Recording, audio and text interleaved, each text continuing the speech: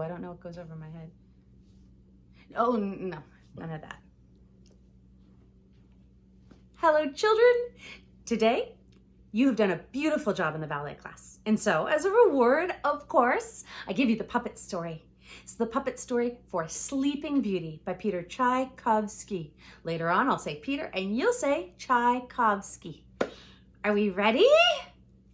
Here we go. The music starts, the rules start. Wait, what are the rules? The rules. We have to have a quiet mouth, quiet hands, and a quiet body. Did anybody say it at home? I would love to think you said it at home. You guys know the rules so well. You're very good students. Okay, here we go. Music starts, rules start. Long ago, there was a queen and she really wanted a baby. But she waited and no baby came and she wasn't very patient. And one morning, the sun was a beautiful bright pink and she had her baby. She invited everyone in the kingdom to meet the baby. But she forgot one person. All the fairies of the wood came. They gave her presents, not toys, things she'd become. You'd be a happy mommy. You'll have a pretty complexion. You'll sing beautifully. You'll make yummy bread. You'll be strong on the inside. But when the lilac fairy was about to give her present, in barged Caraboss. Caraboss went to the baby and pointed.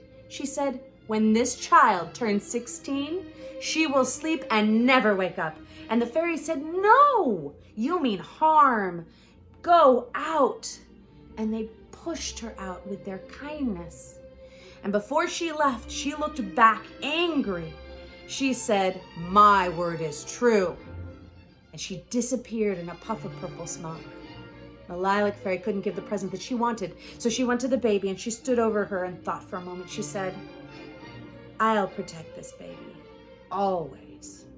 And when Aurora was 16 years old, she was all of the wonderful things the fairy said she'd be, and more, because she knew that she had all of these gifts so that she could be a leader, could be responsible, could show other people how to care and be wonderful to each other, and she would take care of the nation. And she had a dance. She, like every princess when she was 16, had to dance with princes who were interested in marrying her. And she did a dance in a different way. Instead of sitting in a chair and receiving roses from all the princes, she stood tall and she held her body on one foot in a dance called the Rose Adagio. And each of the princes didn't know what to do. One said, here it is. Another one said, take it.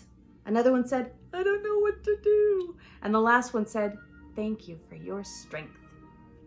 And she saw a little old lady. The little old lady was wrapped in a cloak. And the little old lady held out the prettiest rose Aurora had ever seen. And when she saw it, she said, oh, thank you for coming to my party. And she took the flower and smiled so big. And she showed her mother. And then she got dizzy and fell asleep. And the lilac fairy said, it was Caraboss. All of the princes come. If you, prince, if you could kiss her and wake her, not only would you get to marry her, you would save the kingdom. So all of the princes kissed her, but none of them woke her. And so the lilac fairy put the whole kingdom to sleep until the right prince was born. It took 100 years for the right prince to be born. And when he was born, she led him into the wood and lit a light. And she led him all the way through the big grassy staircase that had grown full of vines and flowers and little animals making their nests there. And he didn't want to squish them, so he was careful to walk. And when he got up to the top, he saw Aurora sleeping. And he said, I know her, because the lilac fairy had given him dreams of her. He kissed her on the cheek. She woke. He said, will you marry me? And she said, yes. And they had the biggest wedding ever. Everyone in the fairy tale kingdom came. Puss in Boots did a dance with a little white cat. He went, and she went, arr! Everybody laughed. Little Red Riding Hood did a dance with the big bad wolf, where Little Red Riding Hood told the story of meeting the big bad wolf, and the big bad wolf thought it was funny to scare everybody. He went, grr, grr, and she ran behind saying, it's a joke, don't be scared. And then the bluebird and the princess did a dance that's the hardest in all of ballet for men. He jumped and he beat his feet together so many times in the air, everyone was amazed. And then the prince and the princess, they stood up and they said, Thank you, guests, all of you for coming and sharing our joy. And Lilac Fairy, we thank you most, because if it weren't for you, we would not have this happiness. Thank you, dancers. That was the story of Sleeping Beauty by Peter Tchaikovsky. I'm gonna say Peter, and you're gonna say Tchaikovsky. Ready? Peter Tchaikovsky. One more time, this time I won't say it.